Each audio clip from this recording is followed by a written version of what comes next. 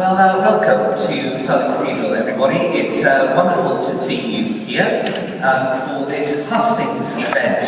As you know, we're only days away from a general election, which is engaging us in different levels of interest, I'm sure. But tonight you have the opportunity to quiz the candidates in this constituency of Bermondsey and Old Southwark.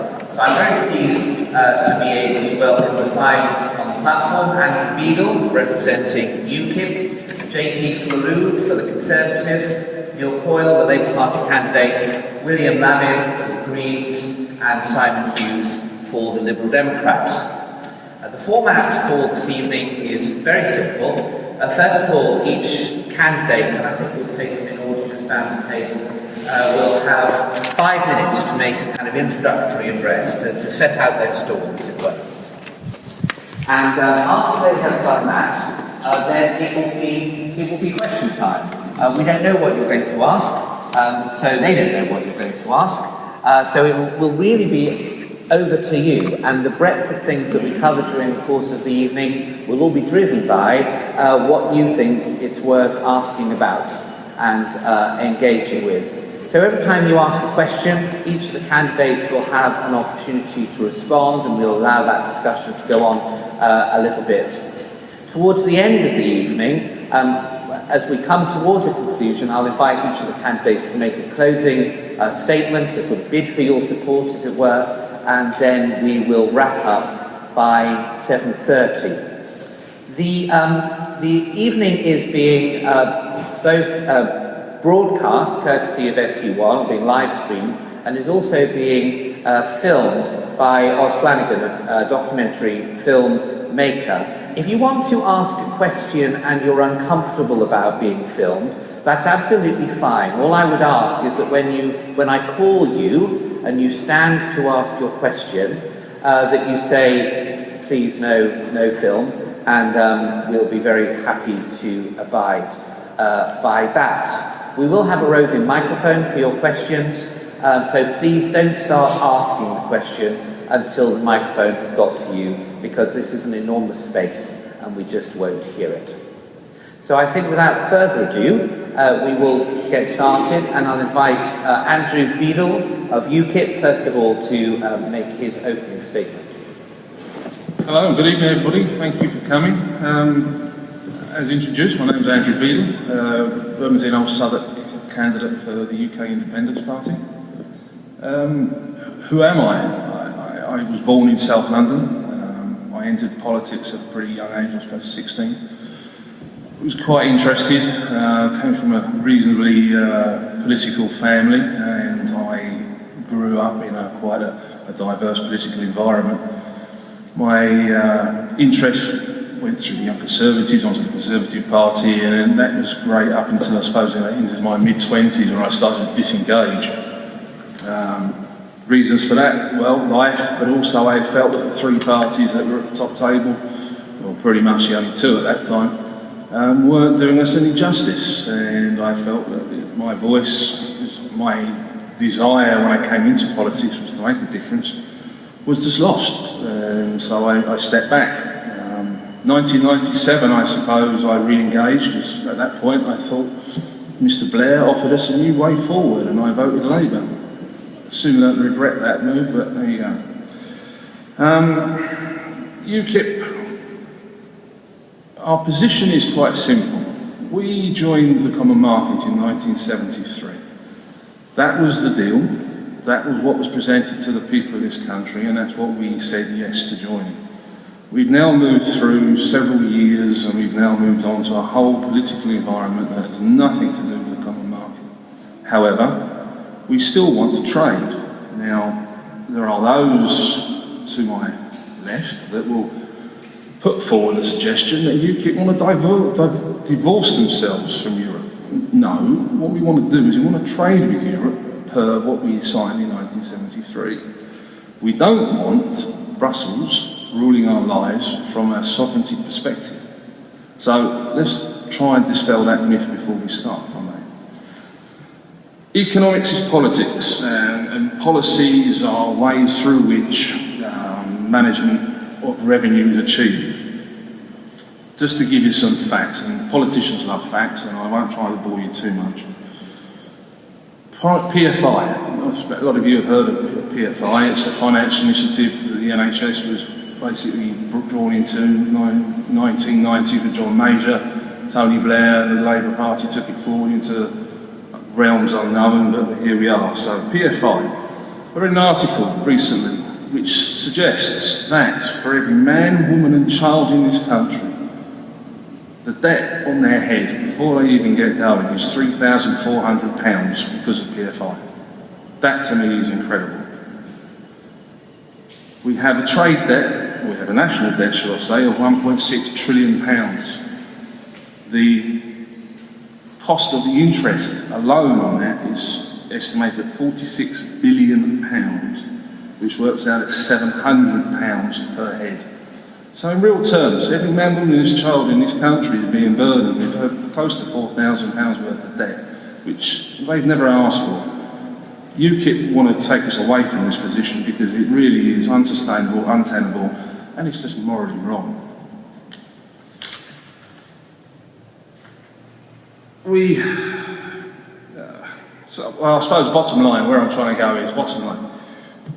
We're not in a good place economically, and that would mean we're not in a good place politically. But we need to try and draw a line and start again and make a difference. I'll try and keep this down as much as I can because I think I'm going to run out of time. 1 minute, right, just to go. A couple of quick little facts. What do UKIP want to do? We want to build 1 million new homes. We believe we can do this on brownfield sites by the year 2020. Labour suggests they can build 200,000, which is not quite near the 1 million. The Liberal Democrats suggest that it will be up to 300,000. Up to, does that mean they start at 1, 10, 100,000? We don't know. We need to prioritise housing for local people, that is for sure. There are too many people out there that do not have housing, do not have anywhere to put their heads overnight, and do not have security in their future.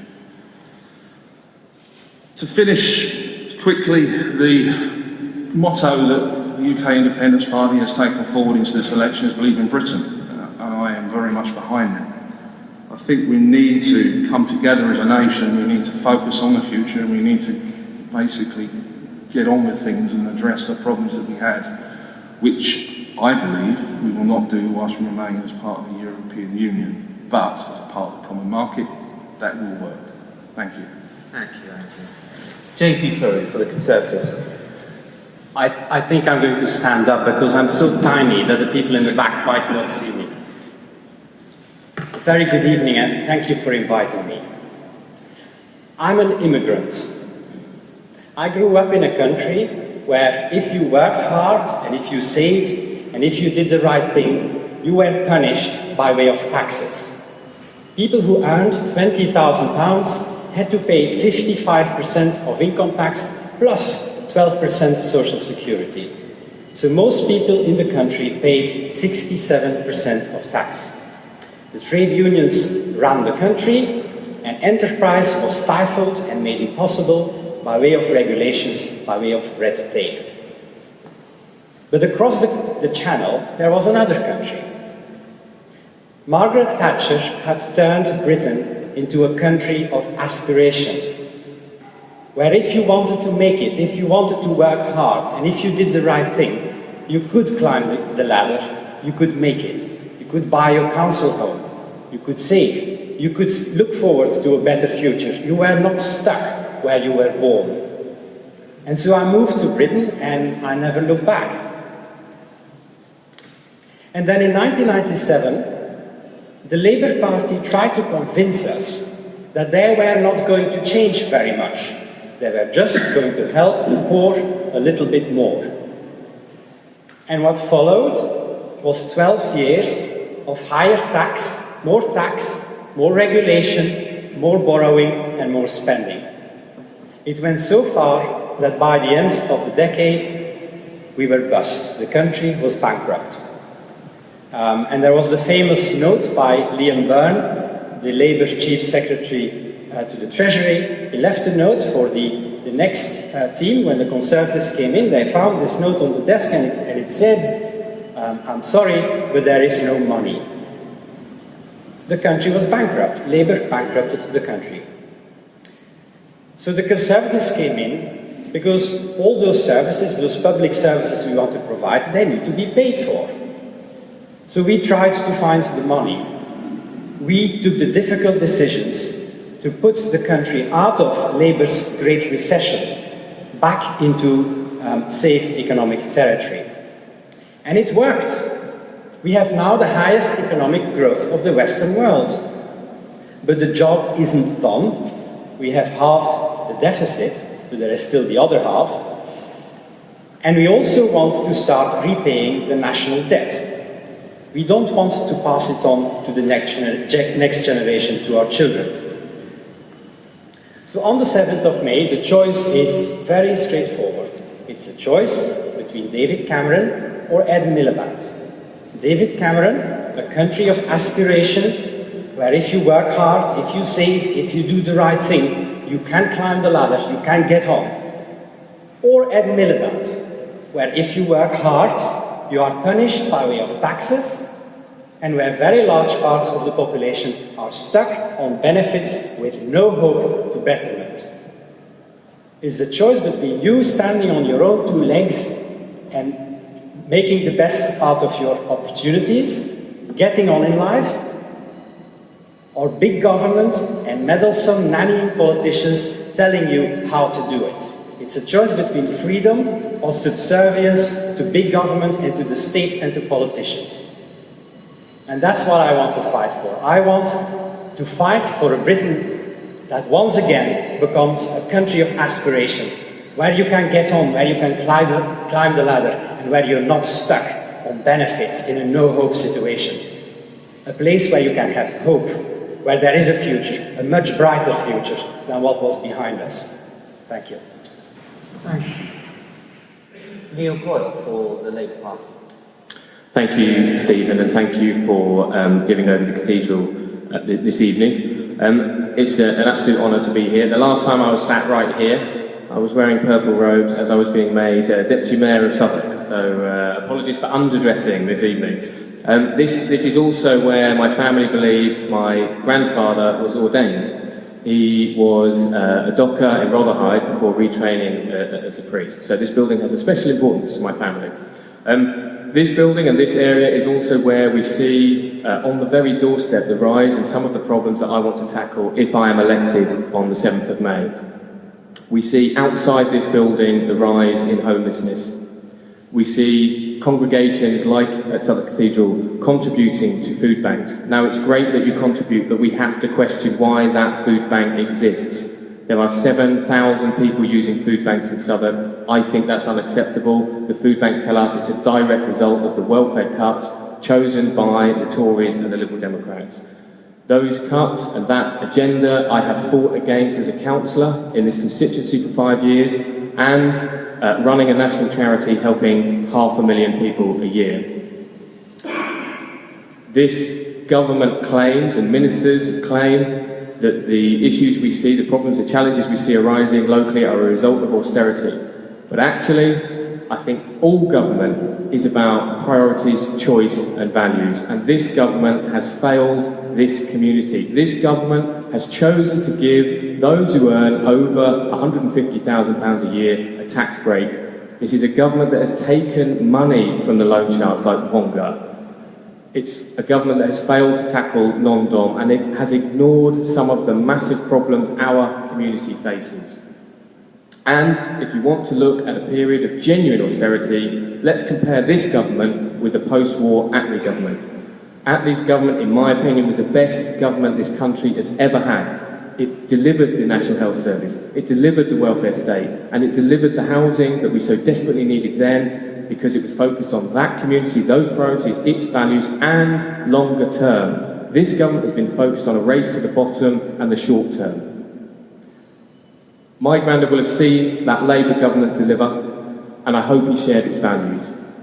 I think he would have been proud that my campaign here has focused on renewing those values for Southwark in 2015. Homes, jobs, the NHS are my top 3 priorities. homes because we need more homes, but also council, she needs new council homes, social homes, and genuinely affordable homes that we need. Delivering the jobs that we need, and actually jobs that pay decent wages, and not zero-hour contracts, and an NHS with time to care, an NHS that prioritises mental health that's been too long neglected. Those have been the three core principles for my campaign. But I'm really glad that there are children here today as well, because I've put young people and the next generation at the forefront of the campaign. I hope it's not a surprise for my wife Sarah when I say I look forward to having children soon. We see at the moment in this community the rise in youth unemployment, and across the country 750,000 young people not in education, employment or training. We see child poverty back on the rise. We see class sizes expand, and we see unqualified teachers in the classroom. Those things are unacceptable. Labour is committed to tackling them. I think my granddad would have been shocked to have heard that those things were back on the agenda, and I hope he'd have welcomed the fact that I have put them tackling those issues at the front of my campaign. This is an incredibly close race nationally. You all know this, but here in Bermondsey and Old Southwark, it is incredibly close between the Liberal Democrats and Labour. You face a very stark choice when you go to vote on the 7th of May. I hope you'll be choosing me. I hope you'll be choosing someone who focuses on Southwark's priorities in 2015, someone who will genuinely fight for our community and has the priorities and values that we need in government again today. Thank you.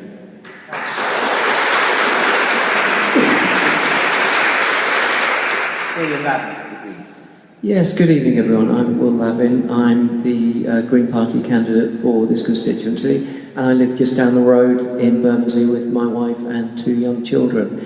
Now, I've been a member of the Green Party for over 30 years, so I'm one of the old guard as opposed to one of the new green surge that people keep talking about.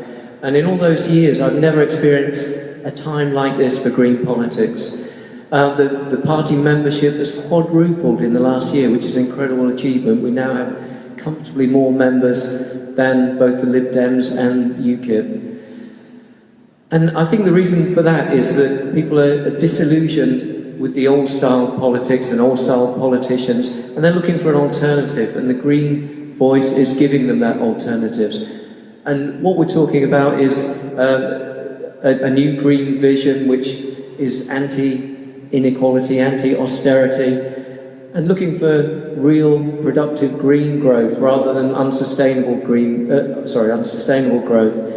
Now, it's not particularly represented in the polls yet. We're hovering around 6 to 8%, more or less equivalent to the Lib Dems. But what is positive is that there's a different side to that. If you look at different age groups, the demographic 18 to 24-year-olds, we're on about 25%, so there is hope for the future. Now, for this election, the other parties have been playing the politics of fear, and they're trying to scare everyone into not rocking the boat. They're all, as we've been talking about here tonight, they're all talking economy, deficit. These are going to be the buzzwords for this election. And they're all trying to say, you can't change anything, you can't do anything about it, so you have to vote for the status quo, don't let anything change, because we can't trust anyone else with the economy. But these are the same parties that have been destroying the country and leading to boom and bust over the last however many decades. And it's like they're asking us to give the keys back to the driver that's just crashed the car. It makes no sense at all. Now, the Green Party has traditionally been a positive party, looking for sustainable solutions to change society, and all of us pulling together to make that change. But if this election has to be about scaring the electorate into voting, then I can maybe join in with that just for this once. So according to all leading experts, we have very little time to stop the planet overheating. We're getting close towards the 2 degrees of heating that most experts believe will result in catastrophe, worldwide catastrophe. We've got very little time to fix that. We've got a big summit in Paris in December, which could be our last chance of doing that. So maybe we should be scared about that. There are over 4,000 premature deaths in London every year, directly caused by air pollution. 29,000 across the whole of the UK. Now maybe we should be scared about that. Now, the other parties are not saying anything about these issues. I've had all the literature from the other parties. There's nothing in there about environmental issues. George Osborne has recently stated that he won't take action on climate change if it's likely to have any effect on the economy. Now that's like saying you're going to cut your leg off to try to save your big toe. It makes no sense at all. And it's telling that in 7 hours of television debates, only one party, of course the Green Party, mentioned climate change at all. Now all the parties will try to convince you that a Green vote is a wasted vote, but we say that the only wasted vote is a vote you don't believe in, and a vote that is tactical or negative is not a vote that you believe in. And if you're concerned about the environment, but are worried about the effect that your vote will have on the election, on this election and this timing, then you have to ask yourself, if not now, then when? And if not us, then who? I look forward to your questions this evening. Thank you. Thank you. And Simon Hughes for the Liberal Democrats. Stephen, thank you very much, and thank you to the Cathedral for the invitation. It's a privilege to be here and to be a candidate to be the MP again. I came first to live here just after I finished doing my studying and training. I lived just off the Oakland Road, and I've lived just off the Oakland Road for all the years ever since. I didn't come to be a politician. I came because there was an opportunity of low-cost accommodation for when I was a pupil barrister, and because there was an opportunity to work in a Christian youth organisation as a volunteer youth leader, and I did that. And then got involved in the Residents' Association of the local church, and then later in politics. And for me, the issues then, which have been the passions all my life, were ending apartheid in South Africa and assuring Palestinians of their right to recognition as a state. And I was able to help in a very small way with the first and continue to battle for the second. And then I had the privilege of being elected for the first time in '83 and have had that privilege ever since. And what I've tried to do is pursue the sort of tradition of a Beveridge liberal, fighting for the more just society, the more equal society and social justice that I absolutely have unwaveringly believe this country needs. And since then, internationally, I've worked on conflict resolution issues and conflict prevention issues. I've tried to help a bit with some of the implications of the civil war in Sierra Leone and help our communities from Nigeria and Ghana, and from Bangladesh and Sri Lanka, and more recently from Eastern Europe. And I've tried to be the sort of accessible MP that I think a community like this needs. So I've had surgeries every week. I think I've run 7,000 surgeries now. I think about between 40 and 50,000 people come every year for help, and we've helped them. Unlike the other parts of the borough, I've had an office as an MP for the whole of the time since I've been elected, open every day of the week, trying to help the local community. And I guess my sort of politics, my theology, comes from the faith in the city, biased to the poor theology of the 80s. I voted against the war in Iraq, unlike Labour and the Tories, because I believe you have to follow international law. And then locally, I hope I fought the battles that people would have expected me to fight. Some were mundane in a way, but it was getting a new tube station at Southwark and Bermondsey where the Jubilee Line extension was built. £50 million extra we managed to win for that. And making sure the people who sank in the Marchioness and their families had justice after that terrible sinking. Making sure that all the time the NHS was supported. So when the Tories wanted to close Guy's, we fought them and won.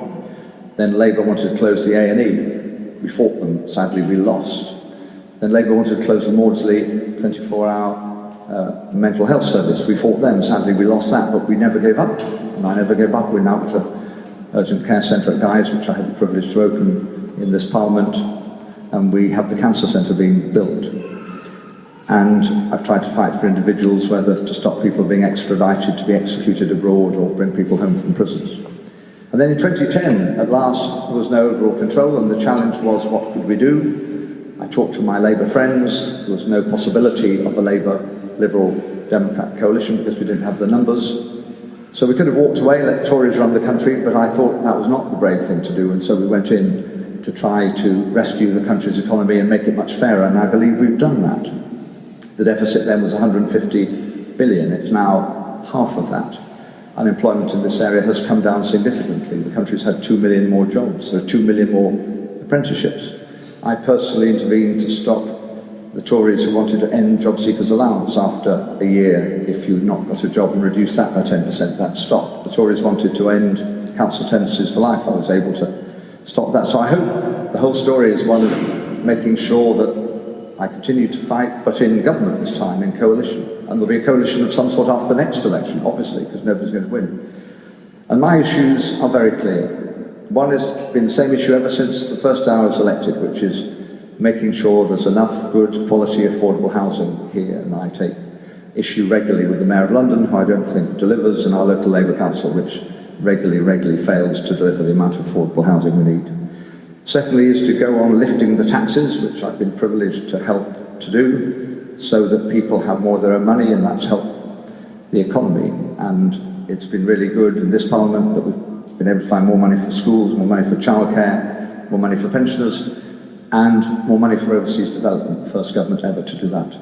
And lastly, to defend the NHS. In the next Parliament, we're committed, only party committed, and showing how we can find the 8 billion the NHS says it needs, including for the mental health services, which in this borough are so important. So, Stephen, I have the same passion as I had when I started, the same commitment as I had when I started. There's a job to do. I want to go on doing it. This is my home. It's been my home for all my adult life. I love the place.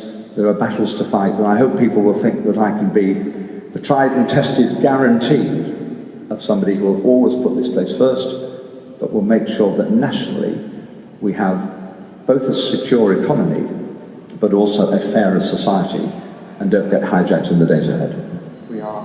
Thank you very much to all of you for that opening statement. Now, we're going to move on to some questions. I'm going to ask the first one, and then we will open it up to the floor. But I'm going to ask the first one, then I will call questions from the floor. And again, obviously, the more concise the answers, the more questions we'll be able to get through. And I'd like to start by asking a question about housing, which a couple of you have touched on, but it'd be good to go further in that. I think it would be good for people to hear what your position, your party's position is on housing. And particularly, I'm aware of the fact that in this area, there are so many people who find affordable housing is a mirage, very difficult for them to lay hands on. There is clearly one of the issues in this election campaign has been the Conservatives' pledge on right to buy from housing associations.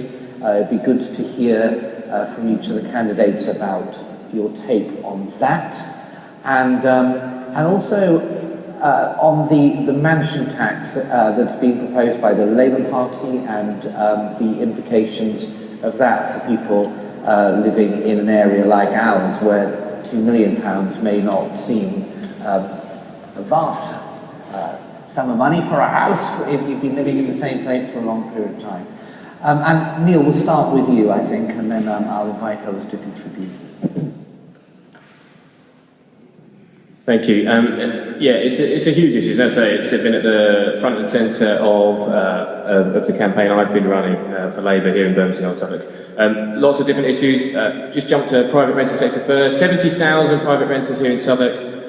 Labour is committed to 3-year leases and tackling some of the rip-off agency fees. Labour will also introduce a register of landlords, as some councils have chosen to do so independently. Newham has one, Southwark has consulted on one. We want to be able to tackle landlords who rip off tenants and fail to fix things and then throw tenants out in revenge evictions.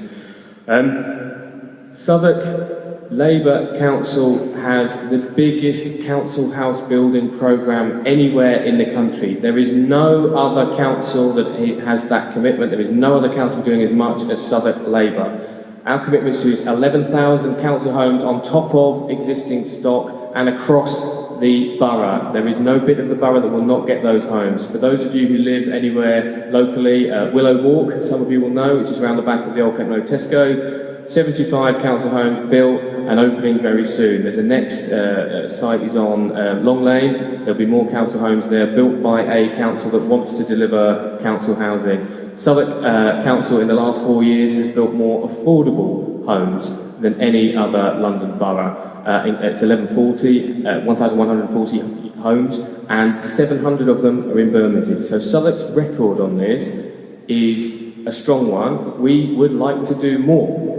We cannot do more because we have a government that has hit the council again and again and again with cuts that the Minister has said are fair. 130 million directly to the council budget, 6 billion to the affordable housing national budget, and we have seen house building across the country slip to its lowest level since the 1920s. So I'm sure there'll be some council bashing from other candidates, but there is no other council doing more than Southwark Labour. We'd like to do more, and we have a context of a national picture where house building has fallen.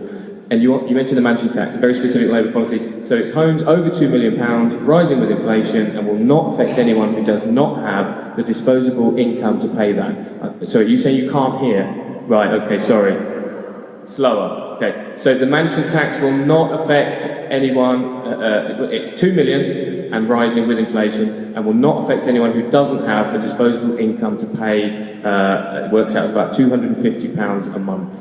Labour's commitment in the manifesto also extends to building 200,000 homes a year. We believe that's realistic. We believe that is costed. That includes extra help for councils, so that Labour's council here could do more.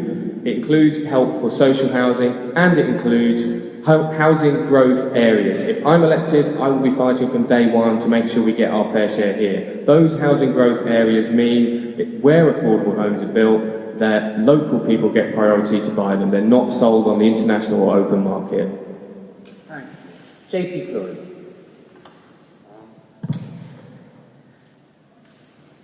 The problem of housing is one of not having been built enough in the last decades. At the end of the Labour government, house building was at the lowest rate since the 20s. It is now at the highest rate for the last 20 years, the average.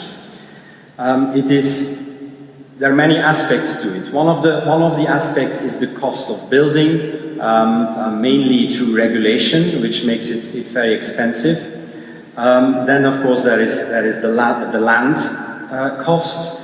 The Conservative Party and Boris Johnson in particular want to set up a land bank where public bodies will have to sign up. They will have to declare what their land holdings are, so they can be developed, so they can be used for house building. With regards to the right to buy,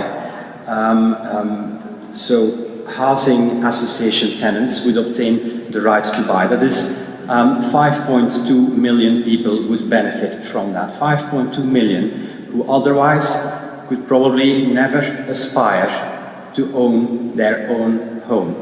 And we want to make that happen, and we believe in that very strongly. The receipts would be used for new house building, so there would be ring-fenced, so there would be no net loss. With regards to the homes tax, which both the Lib Dems and Labour want to introduce, they call it a mansion tax.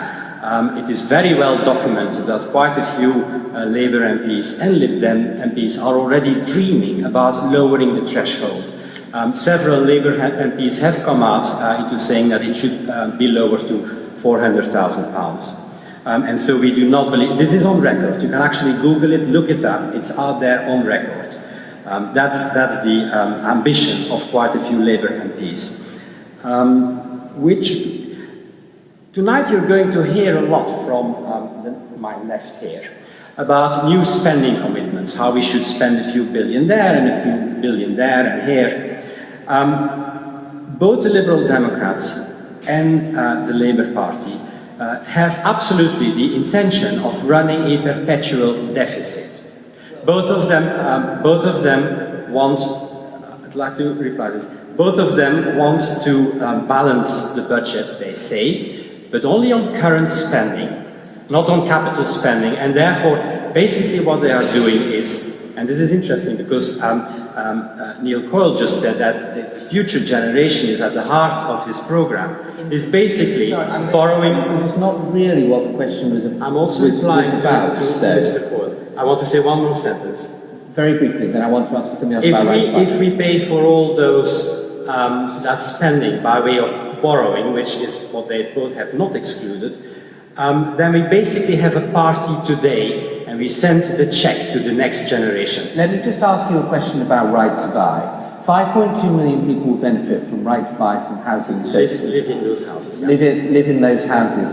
I'm trying to think there of a comparison where a government legislates that a private organisation, a non-state-owned organisation, can be compelled to sell its assets whether it wants to or not. And what is your question? Well, my question is why the government would feel that it was able to instruct housing associations, which are private organisations, to sell their assets. We believe it was a historic injustice that tenants in housing associations were unable to obtain home ownership of the home where they live. And we believe that is the correct thing to do. I said the proceeds are ring-fenced and will be used for new house building. It's a vital aspect of the policy. Thank you. Simon, please. This is absolutely the biggest issue, though. Absolutely the biggest issue. And you have to start with a national commitment to deliver, to build the additional homes in the country, including in London and including in Southwark. And the commitment, and I hope you'll have a chance to look at the manifestos and look at our manifesto section on housing, is a commitment to build 300,000 homes a year, which is the most generous, significant proposal of any of those other major parties. That's stage one. Secondly, we're really clear that we need to do some other things to help people. So there's a proposal, for example, for those who are at home but working but want to rent, that they could have a deposit given them, repayable over 2 years, which gives them the opportunity to move out to a place of their own, to start their own home. There are many families here who would find that attractive. And for those who want to buy, there should be a new scheme that allows you to pay annually, and at the end of 30 years you would acquire the home as yours. But the issue is also about what we do locally. And the problem has been, the history people, just one sentence of history, under the Tories we lost about 1 million social homes in the UK. Under Labour we lost about 410,000 net. We're the first government to have left a net increase of social homes in the UK. And we have to make sure that we go on providing those in this borough. In the country as a whole, more council housing was built paradoxically under Mrs T than under the Labour government. So the commitment is that there should be affordable, both social and council housing. On right to buy, which you asked about, we're committed to devolving that decision to the local council. So the council would decide whether it would have right to buy at all, and if so, with what discount. And that gives a democratic control over that. And the answer to your question about the Tory proposal, we're opposed to the Tory proposal, unless there was a replacement like for like of the homes that are lost. Because the problem with right to buy has been we haven't had any proposal to replace them. Only this government has had a replacement policy, but we still haven't anything like caught up. And we absolutely need to keep the same number of council homes. Two last things. One is we have to change the planning laws so that when councils like this one, which has a policy of 35% affordable homes, which breaks that policy 70% of the time, and which in the north of the borough basically says you can't live here in the social home because if there are going to be any, they're going to be elsewhere in the borough, and therefore it's breaking up communities. We have to change the policy so the public can appeal against council decisions which break its own policy. I actually think London needs 50% affordable homes as a policy, not 35%. The last thing you asked about mansion tax, actually, Stephen, it was our proposal first. Labour followed us, which is fine. And it is that there should be incremental council tax bands above 2 million, for homes above 2 million, so that if you have a home worth more than 2 million, then you would pay more. It would actually be collected nationally, but it will work like council tax. And I believe in that. I believe people who have very significant assets should put more into the kitty. So there's absolutely central set of national policies for delivering the volume and local policies for changing the position, which is that many of the homes in this part of the world at the moment are sold abroad, are not affordable, and are not available to local communities first. Thank you. Andrew Beadle. Well, if you can hear me okay. Yeah, I mean, housing is a very, very emotional subject, and rightly so. The right to buy, 1983, Margaret Thatcher created a reasonable division within my own family. My grandparents lived in, as we used to call it, council housing, social housing.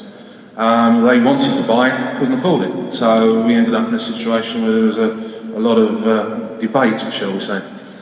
Is it right that you should be able to own your own home? I believe it is. I would say that the problem with the right to buy that started in 1983 was that there was no replenishment of the housing stock. Councils sold off property. I think the majority of the money, 70–80% of that money went to the national government, whereas the council only retained 25–30%. So the problem was there wasn't the money going back into the local economy for the councils then to replenish stocks. That was one of the major issues. I think from what I see now, the thing that worries me is the private rental sector. We just seem to be walking into a world of profiteering. There's a lot of people now that are renting their houses out or renting their flats out in Bermondsey and making a lot of money at the expense of people, which is worrying to me because I don't see that as sustainable. I use the phrase a lot and I keep on going on about it because that's where it all comes down to. Supply and demand. Demand is outstripping supply. There's profiteering going on, and fundamentally it needs to be addressed because it is not correct. It is not a sign of a good society or a healthy society. Affordable housing. I'm struggling with that term because I really do not understand. What is affordable? I mean, I know there are certain guidelines being put down, but really? 80% of market value again, 80% of the market value of a two-bedroom flat that's going for over £500,000. Who's going to afford that? Should I even be elected to Parliament on my MP's wages? I do not think I could afford that. So the whole system needs to be sat down, looked at, drilled out, and in many respects start again. Mansion tax, just to touch on that, I don't agree with it. I think at the end of the day, if you've got money in your pocket, you've earned it, you've paid tax on it. I don't see why you should pay tax again. But anyway, that's my position. Anyway, thank you. William Mallet. Yes, I've been to quite a few of these hustings with my colleagues here, and this is one of the most emotive subjects that we hear every time. And it's a shame that it is so polarised. We have one side blaming the government for the lack of housing and another side blaming the council for a lack of housing. Whichever way it is, it isn't enough what's being done at the moment. We've looked at the Southwark council plan and they're talking about, yes, as Neil says, building 11,000 council houses here, but that won't be completed until 2043, so it still isn't anywhere like enough. Now the Green Party is, I know we're throwing numbers around all over the place here, but we're looking at building immediately 500,000 social homes at a cost of somewhere between 6 and 8 billion a year. And to answer some of the questions, right to buy, we think, has been very detrimental to the housing stock. It's almost half of those that bought, that chose that right to buy, then went on to sell their homes privately. So we ended up in a situation where we're losing those homes to the public stock. And that has resulted in what we're seeing, or partly to blame in what we're seeing today, of this housing bubble and completely unsustainable pricing of houses to buy in London. So we apart from a lot of other policies that we have in the Green Party, we turn that on its head and we'd like to introduce something called right to rent, because inevitably this housing bubble is going to burst. A lot of people are going to be in trouble with their mortgages. There's going to be a lot of repossessions, that sort of thing. I don't want to scare you about that, but that is inevitable. And in those situations, we don't want people to be uprooted and lose their family and social connections. So we would take those houses back into council stock and let them rent them back until such a time that they're available to, that they're in a position to buy again. So it's a different angle on the right to buy, just to secure communities. As with some of the other parties have said, we would also introduce rent caps and fixed-term tenancies up to 5 years if the tenant so wishes. And somewhat similar to what Simon was saying, progressive council rates and also land taxes as well. So we would, in a way, tax the rich in that way. Thank you very much. Now, we're going to take some questions from the floor. So that, I see lots of hands, and so that we can get some movement going, I'm going to ask that we try and keep our responses from the platform to about a minute, and I'll tell you when if you go past that, and then hopefully we'll get a good number. I'm going to take a gentleman in the front row. My name's Ken Hayes. I came to live in this wonderful borough, most historic in London and a wonderful place to live, in 1984, when I was made redundant as a resident building manager in the City of London, 1-6 Lombard Street. My next door neighbour were the Mayor and Mayoress of London. I don't agree with right to buy, never did do, because the money was not allowed to be reinvested in replacement affordable housing. But I'm also a governor of the Guy's and St Thomas's NHS National Trust public governor. One of the problems in the NHS in London is that the young nurses, young doctors, cannot afford to live near to the hospital. They have to live in the suburbs and travel in on privatised railways at enormous expense. They couldn't apply for a mortgage in the housing that is being built in central London because they couldn't get a mortgage on it. I would like to know what the candidates are going to do about, and it's not just the NHS, it's the care services that we need more of, that cannot recruit because people can't afford on low wages to live near to where they work, which was the idea of affordable housing in the first place. Key workers needed police section houses, nurses' homes. Sir, I'm going to stop you, and I'm going to say two things. One is, I think we have given the housing issue a good run for the last sort of 15 minutes or so. So I'm going to move on to another question, but it's a very important. But also, but it was really a question about how to, and also I'm going to ask if we can make the questions as sharp as we can. That would be great. I'm going to take the lady who's in the second row. I will come to you. I didn't know who you were, sir, but I will come to you. Hi, my name's Joanna. I wanted to ask a question about access to justice. One of the things that concerns me about our society at the moment is that whilst we have rights, actually being able to enforce those rights is very difficult. So the current government have introduced fees for workers who have to take an employment tribunal claim if they are unfairly dismissed at work, and that has seen, for example, the number of claims fall in some cases for sex discrimination claims about 94%, and for general unfair dismissal claims it's over 70%. So that would seem to me that workers are being priced out of justice because tribunals already have the ability to strike out vexatious claims. And the other point about access to justice was the cuts to legal aid. So if the candidates could say something about that would be great. So it's a question about access to justice and legal aid. And Simon, I'm going to start with you. Thank you very much for your question. It's a really important issue, and it was a challenge that the government had when we came to office, and obviously you know the economic circumstances which there had to be a cutback in many public spending departments, and there was therefore a reduction in legal aid. Obviously we would rather that hadn't been the case, and if the economy can grow, and we believe by 2018 with a plan of paying off the deficit we will be in surplus and therefore be able to have the sort of funds that probably you and I would wish. We have a commitment in the manifesto as a party that in the first year we will review all the legal aid changes of the last Parliament and the costs of tribunals and the judicial review decisions. Some of them we didn't get what we wanted in negotiation with the Conservatives because they had a harder line view than us.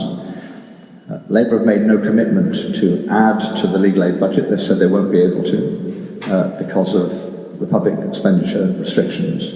And therefore it's a matter of where we could find the money. And I just make two final points. One is I've done various things since I've been a minister to make sure that there is additional help for children and young people and litigants in person. But secondly, the only way to cut money from elsewhere to transfer into access to justice issues would be to reduce the number in our prisons. And I'm absolutely committed, that's a huge amount of the MOJ budget, to a reduction in the prison numbers, which neither Labour or Tories appear to support. That would release money for other things and allow us to give the sort of access to justice as I imagine you and I would both wish. Thank you. Neil. Thank you for the question. Simon Hughes is the Minister for Justice responsible for legal aid. He's been in this government for 5 years. He just committed to a review of his own decisions and his own cuts in the last 5 years. If you didn't support them, why did you vote for them? It's an absolutely ridiculous position to be in. To answer the question specifically, Labour's committed to axing the fees for employment trade unions based on discrimination. And if Simon really thinks that 80–90% fall in access tribunals has been because too many women were faking discrimination, too many disabled people were faking discrimination, too many black and minority ethnic people were faking discrimination, I say he's fundamentally wrong, and I am glad that Labour are committed to tackling that specific issue.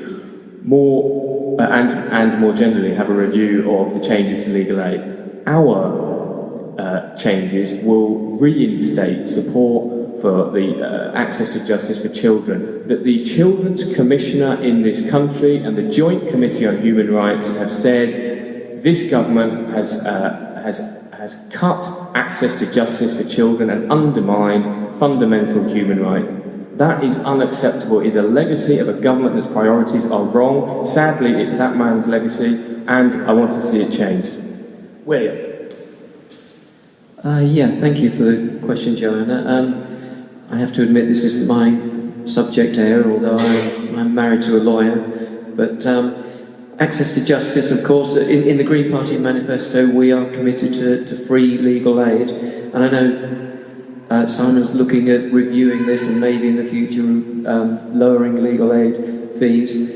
But that doesn't help the people that are in the system at the moment and are maybe being discriminated against. So we'd like to see that change immediately, so free legal aid. And we don't want to see people priced out of justice, as you suggest is happening. That's pretty well all I can say on the issue. Thank you. Andrew. Justice is the right of everybody. If you are wronged, if you're slighted, if you are treated unfairly in an employment situation or even in a civil situation, you must have the right to seek recourse. You must have the access to justice. With employment, I mean, you get the trade union movement, they're there to try and help those that are slighted for wrongful or unlawful dismissal. However, there are those that don't want to join a trade union, so that legal aid has to be made available. It's a funding issue, and it's not an easy issue to always deal with, but I would say it has to be funded, it has to be made available, and it has to be fair. And that's all I would have to say. Thank you. Jacob. Access to legal redress is very important in a just society. I myself am a solicitor by training, and a few years ago I was thinking of becoming a barrister, retraining to become a barrister, and I did some internships with a criminal barrister and another commercial barrister. And all the criminal barristers told me, don't become a criminal barrister because it doesn't pay. You can't make ends meet.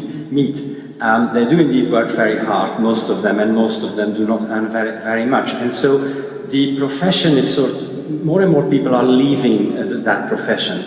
The independent bar is seriously under threat. And I think that's a shame. It's something that shouldn't happen because, as I said, legal redress is extremely important. Once again, Simon Hughes has tried to claim that if the Conservatives had to decide it on their own, it would have been far worse. I'd like to put to you, Mr. Hughes, that you took the ministerial car. You have the responsibility. Thank you. I'm going to come to the gentleman in the front row here. Thank you very much. My name is Steve Freeman. I'm one of the 9 candidates, and also Lucy down here. She's the only woman candidate we've got, and she's also the youngest candidate we've got. So I hope we're going to hear from her in a minute or two. If she wants to ask a question, Steve, we will hear from her. Okay, I'm just telling people who I am first of all. I'm a Republican Socialist candidate, and my basic message to people is that democracy in this country is not working, and we need to, after this election, fix it. We have a failed democracy in this country, and it's a very dangerous situation that we face, and we need to actually to do something about that in the next period. The coalition agreement, by the way, which they imposed upon us, was never put to the people. It had no democratic mandate. It was cobbled together after the election. We never saw it, and we never had a chance to vote on it. Steve, you have a question for the panel? Yes, I do actually. Well, the last one of the slogans I've got is "Close it down," which is that we should close Westminster down. So my question is, the Palace of Westminster is falling down. It's very dangerous. It's full of asbestos. Bits are falling off the ceiling. I said this to Harriet Harman, and she agreed with me this is the case. It's going to cost £3 billion. It's going to cost you £3 billion to fix it. So I want to ask the candidates, in closing it down, do you think, A, it should be turned into a hotel, like Mrs. Thatcher did when she closed down the county hall and turned county hall into a hotel? Do you think it should be turned into 343 flats, which Generation Rent has said it should be turned into? Or do you think it should be turned into a museum of old-fashioned democracy, so that tourists could go there and see how it goes? Okay, thank you very much. So, what should happen to the Palace of Westminster? Simon, you're the one person on the table who has been an MP there, so we'll start with you and work. Steve, I can be very brief. The answer is there's a great set of investigations going on and reports being prepared, and they haven't come back to anybody yet with some conclusions. They will come back in the next Parliament. It seems to me we have to take the decision this is the best value for money for UK PLC. People have a great affection for it, but if in the end it's not viable, then we have to look at other alternatives. But that will be an option. It'll be a question for the next Parliament, and I'm not going to preempt the advice that we will receive. Thank you, William. I don't know too much what to say about this, really. I mean, the other examples you cite there, such as County Hall, was converted, but that was because Margaret Thatcher got rid of the Greater London Council, and you know, that was a whole different situation. I think you may be intimating that we should get rid of government when we get rid of the building itself. I'm not too sure on that, really. And I think if Westminster was a set of flats or a hotel, then, you know, obviously we'd have to spend probably an equivalent amount of money to move Parliament if we kept Parliament somewhere else. And I mean, at the moment, Westminster is a great tourist attraction as well. There's a lot of fondness for it. So I think that we should, if we can, keep it as it is. And I know there's an expense involved either way. Neil, Palace of Westminster as a museum to democracy? The first point on failed democracy I actually share. Too many people don't vote. Votes at 16 is in Labour's manifesto, among other policies that I hope will encourage more people to vote. Specifically on Westminster, Steve already knows, actually, I do share a part of his platform on this one. On a personal level, I hasten to add, it's not Labour policy, but I think the building is, and I've had the privilege of working through it in order to get changes in legislation, including getting older people funded by councils covered by the Human Rights Act. That was something I lobbied for successfully under the last government, the Labour government. But the building I think should be a museum. We should open it up as a tourist attraction and move Parliament somewhere where it would be much more effective and is much more functional and much more engaging. Thank you. Jacob, use this one. Very, very amusing question. It's a bit similar to Natalie Bennett of the Green Party, who wanted to do away with the Queen and was going to put her in a council flat. It's very similar. Well, it's a high cost, 3 billion is a very high cost, but of course that's spread over many years. I think it should be restored absolutely, just as the Conservative-led government introduced a new fund for churches like this to give additional money to renovate them, to restore them, and that's what we should do. It's a great tourist attraction. It probably brings in a lot of money from tourists who come and see it. We should maintain it as it is and restore it. Thank you. Andrew. Houses of Parliament have got a fantastic history. I mean, they go back 400 or 500 years as a House of Government. I think we should keep it. I know it's going to cost money, but I think it's a national asset, it's a national treasure, and I think it belongs to the people, and we should keep it. Thank you. Now, Steve was quite right when he said that there were 9 candidates standing in Bermondsey, and we deliberately invited the 5 who represent parties which are likely to be in the House of Commons, because we thought 9 people on the platform was going to be difficult. But Lucy in the front row, do you have a question that you would like to ask the panel? You need a microphone. I'm just going to quickly introduce myself to everyone. Hi, I'm Lucy. I am an independent candidate here in Bermondsey and of Southwark, and I'm running on a manifesto of direct democracy. So I'm proposing that the current system's broken, we only vote twice a decade, and most of the time they don't really represent us in Parliament anyway. So I'm proposing that we have the technology now to be able to enforce a more direct system of democracy, and why aren't we doing it? I'm proposing that we should be able to vote actually on every bill that Parliament debates. And this kind of goes hand in hand with a strong belief in political education and a society where people are really engaged in politics and discussions are kind of frequent, because at the moment we're very apathetic. So I guess my question to the panel is, what would you do to make Britain a more politically engaged society? And do you support the idea that politics actually should be a compulsory subject in schools? Because I think that it should. Yeah, that's my question. What would you do to make Britain more politically engaged society? JP?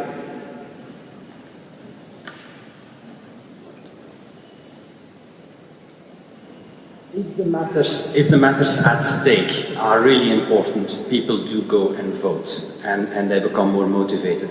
One of the problems is that all the parties try to say that they're from the centre ground, and so they all start to look like each other. All the beliefs go out of the window, and instead you have some PR people telling what the politician should say or not say, and it becomes all very bland and boring. And no wonder that people are turned off and rather do other things than engage in politics. Though this election is slightly different, there is indeed a very great difference and a great choice to make, the choice between Miliband or Cameron. And so I think the turnout will be quite good. Direct democracy, of course there is far more to your program than what you just said here. I like direct democracy, I like referendums, and of course if we are elected we will have a referendum about Europe. We will give you the choice, not politicians. Big government isn't going to decide it for you. We will give you the choice. All the ones on my left are opposed to a referendum. The one on my right cannot make it happen. We want to give you the choice. Direct democracy, referendums, perhaps online voting might be a possibility for the future. But we need to be very careful that the number of, if we have regular votes, we need to have control to make sure that when fewer and fewer people vote in those very regular referendums, that's actually a large enough sample of the population to make it acceptable. Thank you. William? Yeah, thank you, Lucy. Lucy has spoken at a few of these hustings and speaks very well on this issue. And I agree, Lucy, that the current system is broken. It's broken in other ways as well, other than allowing people to vote electronically and whatever, which would be a good idea. But also, it's like the Green Party will poll millions of votes in this election, maybe up to 10% of the vote, and end up with just one MP. That's not democratic, so that's obviously broken. Your idea of people voting on every issue, I'm not sure that would be sustainable. That may sort of be at the whim of whatever the media or Twitter or whatever does, and that may not be workable, but certainly elections, it would be workable to change the voting systems. I agree that we should be doing more to attract people into politics and teaching more politics at school and getting younger people involved. And like Neil, we have in our manifesto reducing the voting age to 16. Obviously people haven't read each other's manifestos here, because like JP, who said they're the only party that would have an EU referendum, that is also in the Green Party manifesto. Even though, I mean, we do agree with being in the EU and we push to stay in the EU, but we are looking at a referendum. And again, you know, the EU referendum should be maybe done proportionately. Well, it can't be done proportionally, it's either yes or no. But the EU voting system is proportional, and maybe that we could look at digitally doing that somehow. So there are some good ideas there, definitely. Thank you, William. Andreas, come to you. Lucy, good question. Personally, I like to see democracy. Personally, I'd like to see more people engaged in democracy. I think it's, and I was one of the culprits, I disengaged with it. I became the apathetic, sit in front of the telly and shout and rage at some politician I saw in front of me and never really did anything about it. To my shame, possibly yes, but I think we need to engage. We need to especially engage with the young. I'd like to see more political activities within the schools. The hustings we had yesterday was a very good example of that. I felt that was very enlightened, and it was nice to see children of that age, young adults of that age, engaged in that political debate. I think, I mean, UKIP's position is we'd like to see our divesting of centralised government powers into more localised issues. We'd like to see more localised referendum. We'd like to see more buy-in from the localised people over local issues. So, in general answer to your question, proportional representation, yes, I think that is important as well. I mean, that's probably about one of the only things I agree with the Liberal Democrats on was the AB vote. I think that should have gone forward. So yes, it's important, Lucy, we need to pursue it. Thank you. Neil Coyle. Thanks, Lucy. It's a shame you're not on the panel today, not least because of the tiny effort that would have made to gender balance up here.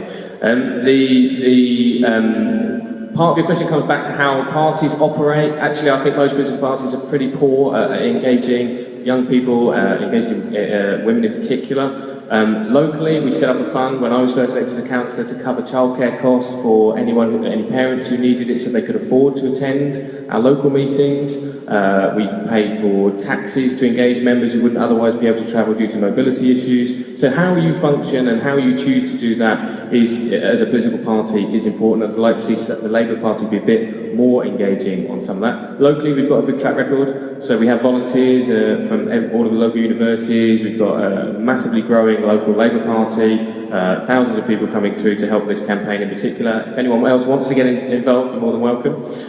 I also support proportional representation. I think it should be coupled with compulsory voting, with a none of the above option on a carte blanche on the ballot paper, so that actually not just to compel people to vote, but to compel political parties to ensure they're engaging with far more people than they currently do in certain seats. I also think we should have not politics as a compulsory subject, but government, local government, national government, so that people understand what difference they can make, where they need to act, and how best to achieve the results they're seeking. And I'd love to see that spread out throughout Southwark, where we have a youth council that can be really frustrated because they come to the council and don't understand why we need a national change in law to make some of their campaigns happen. And also I would support recall of MPs, which I think MPs should have been supporting when it came up in Parliament recently. The way MPs acted over the expenses scandal was a disgrace. Those who break their rules or break their manifesto commitments should also be better held to account. Thank you. Simon. Lucy, happily there's a fair degree of consensus, I think. I've always supported the idea that at school there should be proper political and government education, and absolutely share that. I've tried all the time I've been the MP to go into primary and secondary schools, not just secondary schools, to make sure that happens as far as possible. Schools are very responsive, which is good. We've had a commitment as Liberals party before, and Liberal Democrats more recently, to votes at 16 for ages. because then you link the education with the opportunity to do something about it. And we've had some of the youngest MPs ever. Many of the youngest MPs in Parliament have been women in their early 20s, and the youngest councillors in Southwark have been Liberal Democrats. We've encouraged them to take part.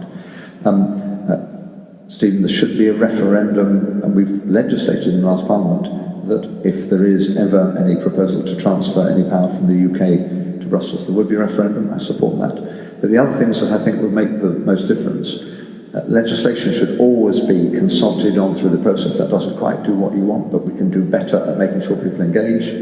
The House of Lords absolutely should not continue in its present form. It must be elected. We've tried always in every Parliament to get that through, blocked by Tories or Labour or both. But the thing I hope we can deliver in the next Parliament, if I'm elected, I will try very hard to deliver it, is a form of proportional voting, both for local government, which I think may be possible, but also for Parliament. I sense in this election that if we could at least move to something where people could express preferences in order, so that if somebody wanted to vote for the Green Party first, they could do that, but they expressed a second preference. That would engage far more people in the process.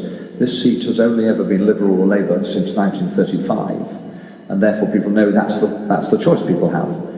And therefore lots of people, Stephen, feel they can't participate. And if we could at least allow everybody to express preferences, then there would be a much more engaged political process. Right. Now, I'm going to try and make sure that we get 3 more questions in before we wrap up. So that's going to require sharp questions and sharp answers. And Neil, we'll come to you. Thank you, Stephen. It's great to hear your opinions this evening. Personally, I'm more interested in your party's policies, so I'd ask you to answer this question on your party's policy only. It's about foreign policy, and I would like to know exactly what is each of the party's policies in improving the situation in the Middle East today, and if Mr. Hughes could perhaps start by answering by telling me how he voted in the last movement on the two-state solution for Israel and Palestine. Thank you. Fine. Start with the Palestine question, to which I'm very happy. I've said earlier that I've been committed since before I was ever elected to recognising Palestine. On the last vote in Parliament, government ministers didn't vote.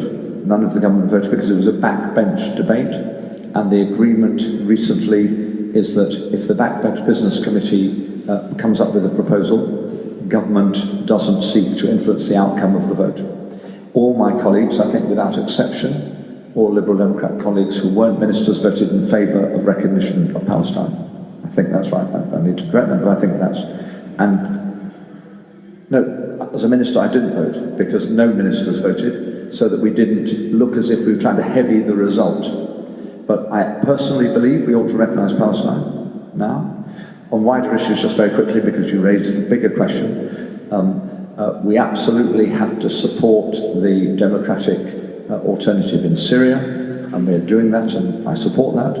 Where countries ask for our involvement, we should seek to support them, led by the region in question. So I voted against the invasion of Iraq because that was an imposition. But recently the Iraqi government asked for help, and I think supported by the Arab League, it's right to respond. And just if I may, because we may not have another chance, Stephen, I think on the terrible situation that we see, which is Libya and trafficking and those issues, there is not only a need to absolutely effectively internationally deal with the traffickers, who are partly the cause of the problem, but we need also to have a much more generous European Union shared responsibility for people who arrive in the European Union countries, not leave it just to Italy or Malta, but we also need to work with countries like Libya to make sure that the things that motivate people to leave can change so they have opportunities to stay and grow. And I'm very good. Please look at our foreign policy part of the manifesto. Thank you. Neil. Labour have fought for the recognition of Palestine. Labour supports a two-state solution, and I was proud to see Ed Miliband condemning the disproportionate response by Israel to the recent activities. Labour is also opposed to no building in occupied territory, but we also want to see the UN take greater action where there are transgressions. Labour Party is the party of internationalism, and it's been an embarrassment that the UN has not been able to enforce its own resolutions on this issue. Thank you. Jacob. Very briefly, the Conservative Party believes in the two-state solution. We believe in a negotiated peace to guarantee the safety of both states.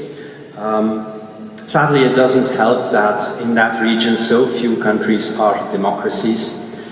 Israel is a democracy, and so does it therefore surprise us that very often the West wants to support it.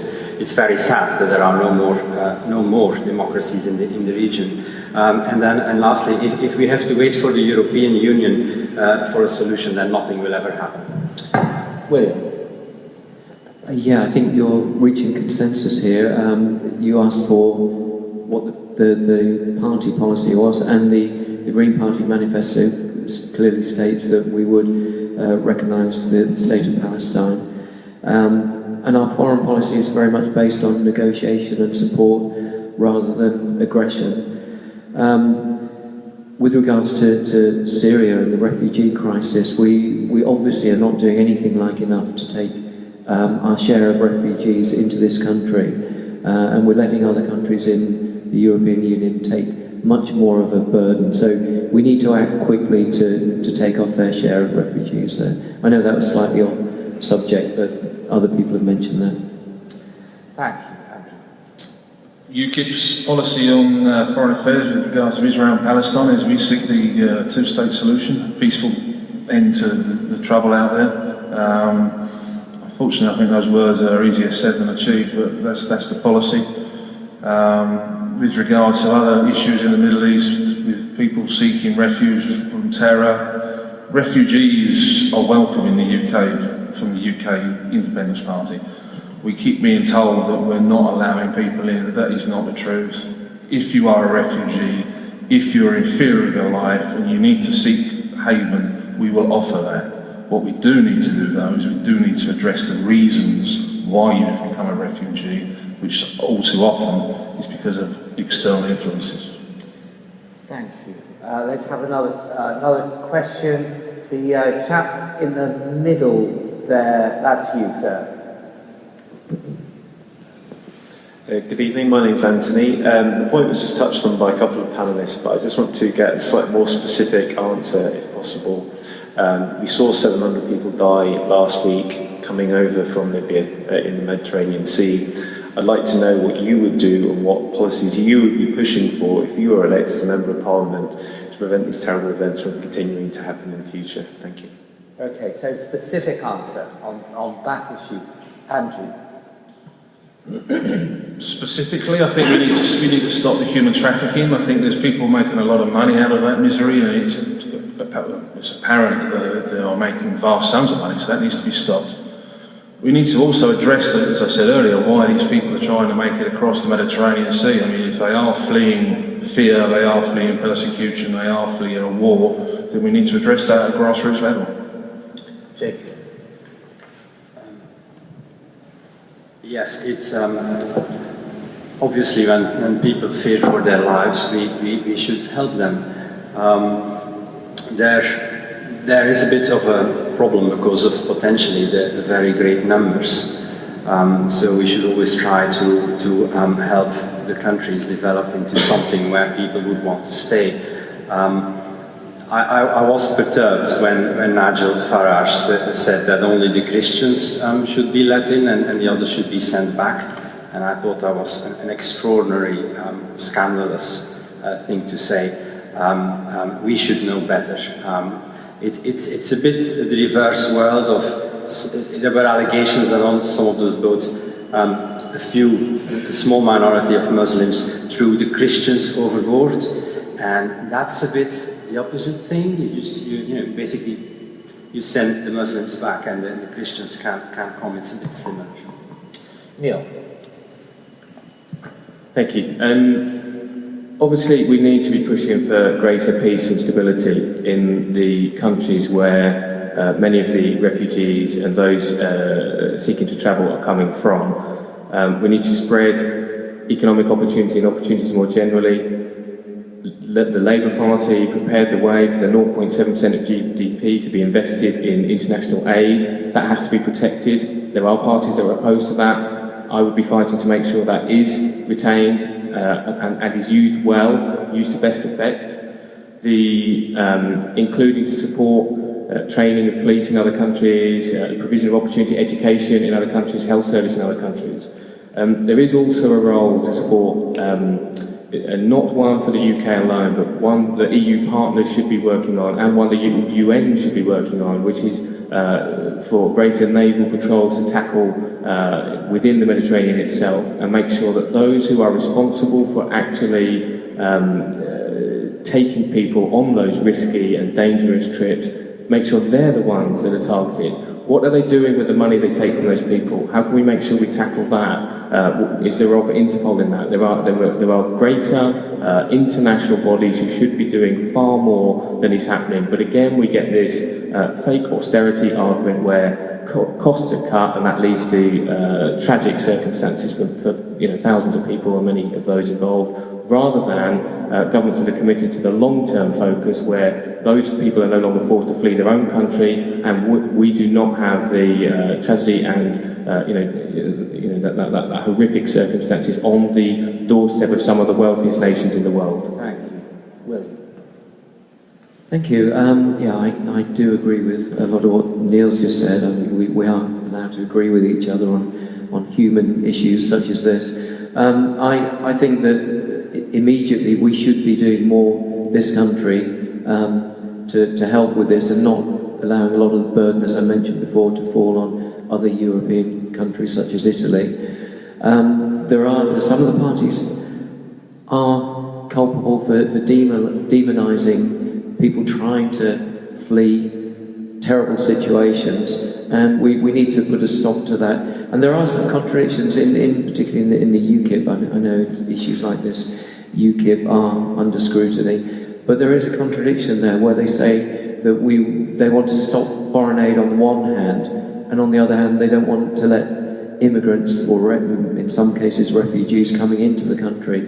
But surely if we keep foreign aid, and the Green Party is committed to raising the foreign aid to 1%, so that we can make it better for those people in those threatened countries. So hopefully they don't want to come to this country, they don't have to come to this country, particularly skilled workers. We don't want them coming over here to the detriment of the countries that they're coming from. So there is an obvious contradiction there, and we would look to do a lot more with foreign aid. Thank you. Simon. Andrew, thank you very much for your important question. More than 22,000 people have died trying to cross the Mediterranean since 2000. And my view and our view as a party is that the decision taken recently, which was that we as a European Union should suspend search and rescue patrols, may have been the wrong decision, because it was taken, the thought was it might be incentivising people. But we've called for, the Deputy Prime Minister's called for an immediate review of that policy, and if we need to reinstate search and rescue missions to make sure we don't lose further lives, that absolutely should be done, and that should be an EU priority. Secondly, specifically wanted us to be specific. The way to deal with the trafficking most effectively would be to seize the boats of the traffickers, and we believe that should be done, and we should offer our security services to work with the security services of the countries in North Africa in order to make that happen, and we could make a contribution. And thirdly, we've just legislated, and I mentioned it earlier, that 0.7% of our money, our GNI, is available for overseas aid. That's about £1.2 billion. In order to really build stability in the governments along the whole of North Africa, our view is that there needs to be a redirecting of the aid budget to support governance and the improvement of stability in those countries. And we would want that to be reviewed urgently, because if we don't have stability in the southern Mediterranean, then this issue will arise. That would help people both stay there and be incentivised to be there, but government to have the confidence of their people. So very specific. The DPM wrote a very good article about this in The Guardian on Wednesday, and I commend it to you. Thanks. I'm going to try and squeeze in one more question, even though it means slightly overrunning. Gentleman in the middle there, you've had your hand up several times, so let's come to you. And this will be the last question, but try and make it brief and the answers brief, please, and then we'll come to questions. Well, I'm very grateful, Karen, for you to give me the last question, or last for one maybe. It's about the Thames Tideway Tunnel project in this part of London, otherwise in the press dubbed the super sewer. On Tuesday night in Bermondsey there was a public meeting about it at which Simon was present as the local MP, and there was at least twice as many people as there are here tonight in the Cathedral just for that local meeting. So in terms of engagement, these are sometimes the sort of things that people get most engaged in. Planning infrastructure projects. Now, it's going to go ahead, apparently.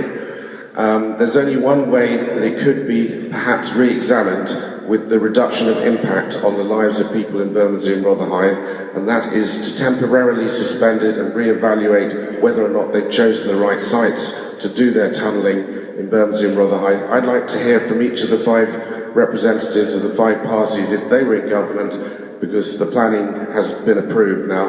Would they take this step of suspending and re-examining whether the tunnel should go ahead? It's at that last minute stage now before they start digging. I've heard the question now. Very, very quickly, if you were in government, would you suspend and re-evaluate? Andrew? Yes, I would hold it. I mean, it needs to be looked at. I think it's a bit of a crazy situation to go running off into the wild blue yonder on this one. £4.2 billion. We need to look at that. JP?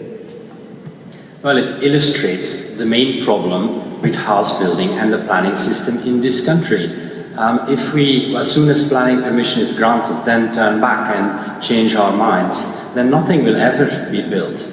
Of course, some people will not be happy about certain building projects, but if we allow that to dominate the planning system, nothing will ever be built, and we will all have to start living in tents. So that would be a no. Neil?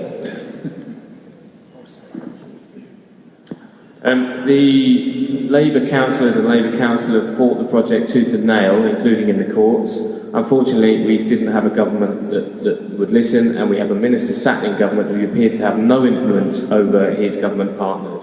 We saw that on Help to Buy, but we also saw that on the Thames Tunnel. I would support an immediate review, and particularly looking at how the proposed plans affect local residents and the school, because the school is massively affected by the current management and construction and waste management plans for that site. So I would be looking at Hilary Benn, who I hope will be the Labour Secretary of State for Community and Local Government, to review it immediately. Will? Yes, I have a vested interest in this, since I've got 2 young children who will be going to Riverside from September. Unfortunately, I had another commitment on Tuesday, but I sent my wife along to represent me there. I completely agree that we should stop what's going on at the moment and re-evaluate the situation. I've been to some of those meetings where there have been presented more ecological methods of doing pretty much the same as that they're proposing now, with much less destruction. And there has been, I know that I heard that the crowd there, the audience there, were sort of very vociferous in trying to stop what's going on, and it seems to be going along without any sort of resolution, without any local voice. I know that Neil says the council have been trying to do something about this, but as far as I know, that their submission was a day late and the judge ruled it out. And there seems to be a lot of, I wouldn't say incompetence, but there's a lot of things that have gone wrong with this whole campaign, and we need to stop it now, and we need to look at alternative solutions. Thank you. Simon? Thank you very much, and it was indeed a very well attended, very feisty meeting. I'd taken part in the evidence-giving session. I'd given evidence in the public inquiry, and I argued that the main drive site should not be in Bermondsey. We'd won one battle before, because the original proposal was for it to be at Kingstairs Gardens, and we won that argument, and then Thames Water suddenly changed their plans to reverse the direction of the drive of the tunnel, and that was the proposal that we tried to argue against, and we nearly got the inspectors. It looked as if they were really keen to say it should be re-evaluated. They just stopped short of that, which was very frustrating. Just to clarify one thing, it wasn't the government who made the decision to let it go ahead. It was the 2 ministers acting independently as planning deciders. They're not government decisions. They never have been. They're individual decisions taken as the senior planning authority. They were both Conservatives as it happened, and unfortunately they made a decision that I didn't agree with. And then the council wasn't able to go to court with the case. My view is that, given it's the proposal, it's supported by Labour and Tories at City Hall and both Labour and Tory governments in the past, we're unlikely to be able to change the whole scheme, so we now have to concentrate on maximising the benefit to the local community, minimising the disbenefit, and we set an agenda on Tuesday at the meeting, which include full transparency, proper consultation, reviewing the decisions made. So I fear it will go ahead. The big issue is that the spoils should go by river and not by road, and that we should reduce the amount of road journeys, which are going to cause terrible vibration, terrible pollution, and absolutely is the priority for the local community in Bermondsey. Well, we're going to come just to final comments from each of the 5 candidates, just up to a minute. Your final pitch, and Simon will start with you. Thank you very much. I think that in this community, the key matters in this election are affordable homes and jobs in the NHS, as I've indicated throughout this evening. On homes, we're committed nationally to building the 300,000 homes, and locally and across London, I believe half of these should be affordable, and I believe we should change the planning rules to make sure that happens, and they're advertised locally first. On jobs, we've delivered 2 million new jobs, 2 million apprenticeships, we've lifted the tax burden. What we want to do is lift the tax burden, the threshold to 12,500, which would put much more money back in the economy, and if we get the bridge across the Thames in Canary Wharf, Surrey Docks, cycle pedestrian bridge, the pier and the Bakerloo Line extension, that's many jobs. And on the NHS, we're the party that's committed to the £8 billion for the NHS, which will give guys and mental health services the money it needs. So I hope people will support me on May the 7th to deliver those things for the community. It's been the most enjoyable discussion. I think it's being billed as the most important election for a generation, and I probably wouldn't disagree with that. I think there are a lot of fundamental issues that need to be addressed, lots of heart searching and soul searching. I think we have some big decisions to make as to how we wish our government to be run, how we wish our country to be taken forward in the next 5 years, and I would hope that people consider themselves to be big enough, strong enough to empower the UK Independence Party to take some of that power back away from Brussels and put it back into Westminster. We touched on foreign aid. Let me just say, UKIP is committed to 0.2% of GNI for foreign aid. So again, when it's put forward that we wish to scrap it, that is not true. Thank you. Thank you. Yes, thank you for giving me this opportunity tonight. It has been a good discussion. As I said at the beginning, we're facing catastrophe if we don't act now on climate change. We have a summit in December in Paris, and that could be our very final chance to do anything about this important issue. And what I would say is that the more green representation and the more green votes that we get in this election will contribute to how seriously the British government take this issue. Now, on the other issues, as Simon said, homes are very important. We're committed to building 500,000 social homes. NHS, we have one MP in Parliament that has been there for 5 years and is introducing an NHS reinstatement bill which will make sure that the NHS can't veer any more into privatisation. We're also looking at privatising the railways as well. And the reason I state that we have this one MP, so one MP, one Green MP has made a massive difference in this Parliament. Caroline Lucas was voted MP of the Year over all the other MPs this year. So a few more MPs, a few more votes would have a substantial improvement in what we're trying to do towards climate change and towards environmental improvements. So, thank you. I'd like to make a little parallel here.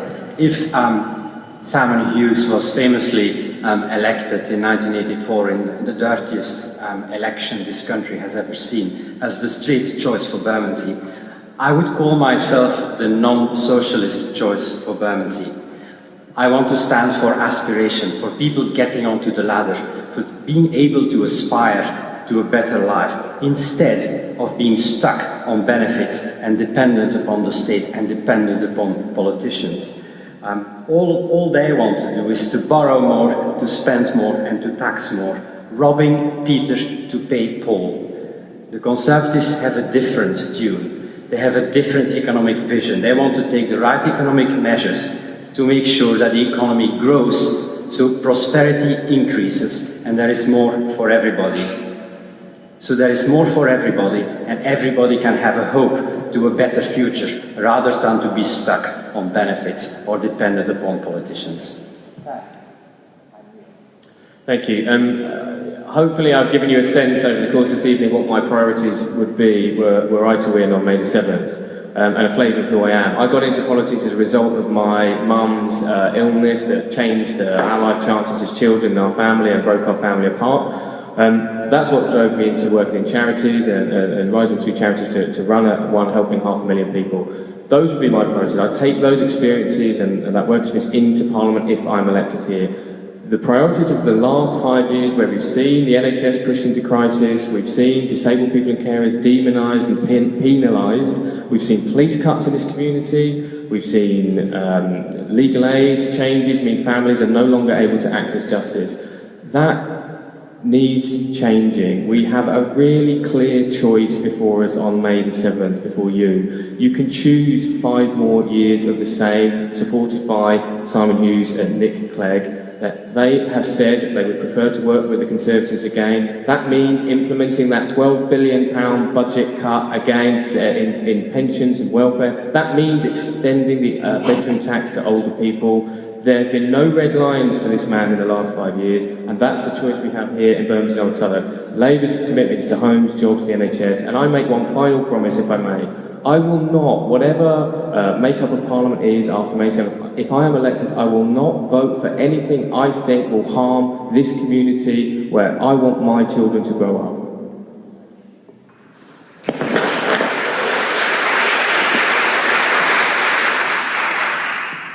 Well, we're coming to the end of our evening. I want to thank you for being here, for taking part in what I hope you feel has been an interesting and engaging discussion together. But I'd like you to join me in thanking the 5 candidates who have laid themselves bare before you for the last hour and a half and been willing to accept all your questions and have offered to serve as the MP for this constituency if you choose for them to do so. So let's express our appreciation.